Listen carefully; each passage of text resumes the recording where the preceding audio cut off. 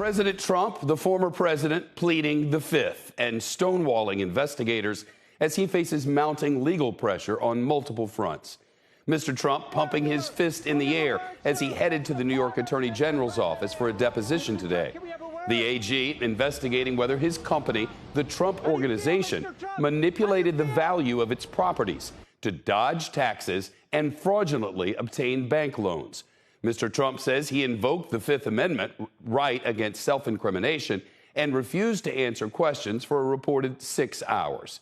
In the past, Mr. Trump has famously attacked people for taking the Fifth and suggested that doing so means you are guilty.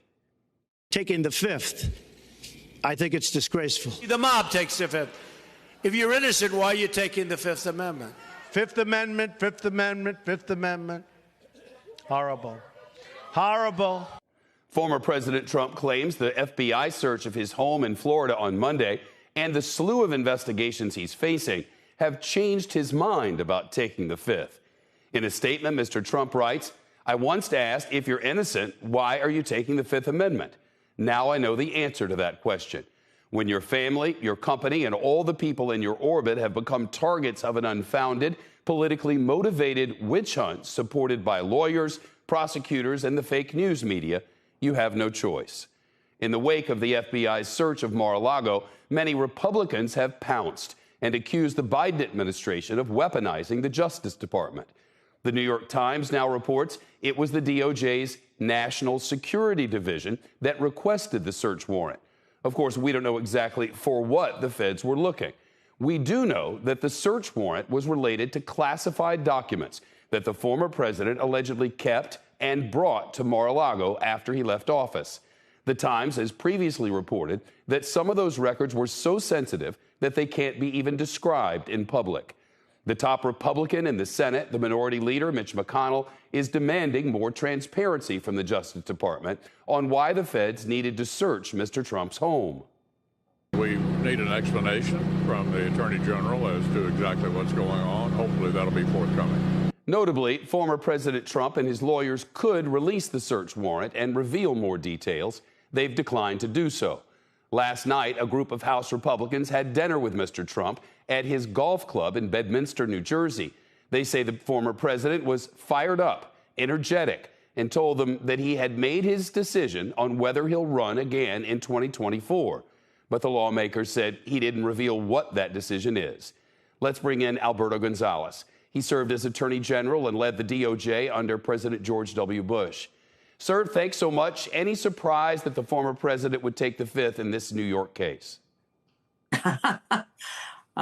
There's very little that Donald Trump does, former President Donald Trump does these days that surprises me. Obviously, he's within his constitutional rights to do so in this kind of proceeding, and obviously it makes him look a little bit like a hypocrite based upon previous comments, but it's certainly within his constitutional right to do so. On the FBI's search of his home, should we read anything into the fact that it was the National Security Division of the DOJ that requested the warrant? No, listen, I think obviously this was a historic act by the FBI and the Department of Justice, and it's going to create a great deal of speculation about the reasons why this was necessary at this particular time. But who knows? I think one person's guess is as good as others. I mean, the National Security Division often gets involved in these kinds of investigations, particularly when we're talking about classified information. So it may relate to that, but again, that's just pure speculation on my part. The Justice Department is under, as you know, extreme pressure to provide some sort of explanation. You served as Attorney General. Is remaining silent on this particular one the right call? I think that, there's a long-standing history and practice of the department to keep details of investigations confidential. And we do so to protect those who may ultimately not be subjected to any kind of charges and may be totally innocent. And we don't want to ruin their reputation by disclosing the existence of an investigation. And obviously, when you start talking about details about an ongoing investigation, you compromise the investigation. You want to be careful. You want to be careful about that. Obviously, this is an unprecedented case, and, it could be possible, I suspect.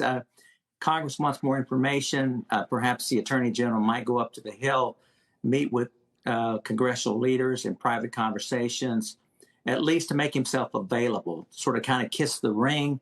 And but again, the Attorney General is going to have to be very, very careful in the kind of information that's conveyed even to leaders of Congress, because as we know, sometimes conversations occur with members of Congress. Those conversations become public. You don't want to do anything compromises the investigation. That is the first priority, quite frankly. And the Attorney General has to navigate through this to ensure that at the end of the day, the reputation of the department remains intact. Alberto Gonzales, thanks for your time tonight.